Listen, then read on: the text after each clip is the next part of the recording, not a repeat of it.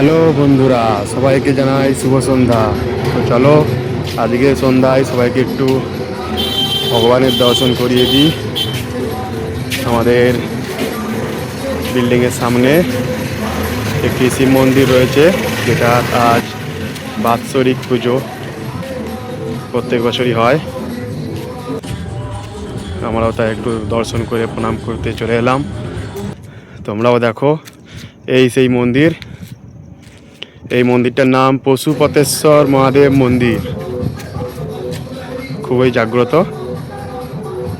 পশুপতেশ্বর মহাদেব মন্দির, যেটা অবস্থিত রয়েছে কাশী বিশ্বনাথ মন্দির থেকে।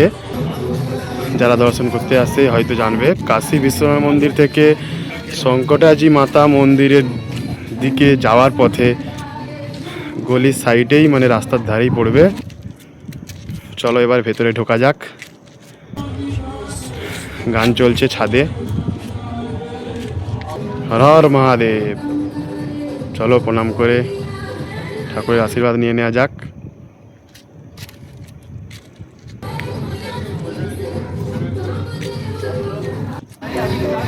চলো, আমাকেও লাগিয়ে দিয়েছে আবির এবং ভস্য। হর হর মহাদেব, শিবশম্ভু ভোলেনাথ। চলো তোমাদেরকে মন্দিরের আশেপাশটা একটু ঘুরিয়ে দেখিয়ে দিই। দেখো, সাইডে আশেপাশেও ছোট ছোট অনেক শিবলিঙ্গ রয়েছে, এবং আজ এখানে একটা শিবলিঙ্গ থাকে, কিন্তু শিবলিঙ্গ এবং চারপাশে আজ মহাদেবের মূর্তি বসানো রয়েছে। বাৎসরিক অনুষ্ঠানের দিনে, পুজোর দিনে এটা নতুন করে স্থাপিত করা হয়। প্রসাদ দেওয়া হচ্ছে, যারা যারা মহাদেবের প্রসাদ ভাং খায় সেটাও পাবে। সামনে মিষ্টি, বাতাসা, ফলমূল রয়েছে। এই পাশে পিছন দিকে অনেক শিবলিঙ্গ রয়েছে, মহাদেবের প্রতীক। ছোট ছোট অনেক রকমের দেয়ালের দিকেও ভগবান ঠাকুর মূর্তি রয়েছে।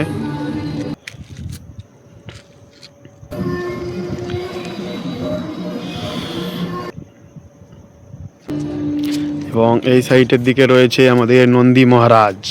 হর হর মহাদেব। নন্দী মহাদেব, সবাই মন্দির পরিদর্শন করে নন্দী মহারাজের কাছে নিজের প্রার্থনা নন্দী মহারাজের মাধ্যমে বাবা শিবের কাছে পৌঁছে দেয়। এবং তারই সাইডে ধারের দিকে রয়েছে আমাদের গণপতি বাপ্পা, গণেশ ভগবানের মূর্তি রয়েছে এখানে।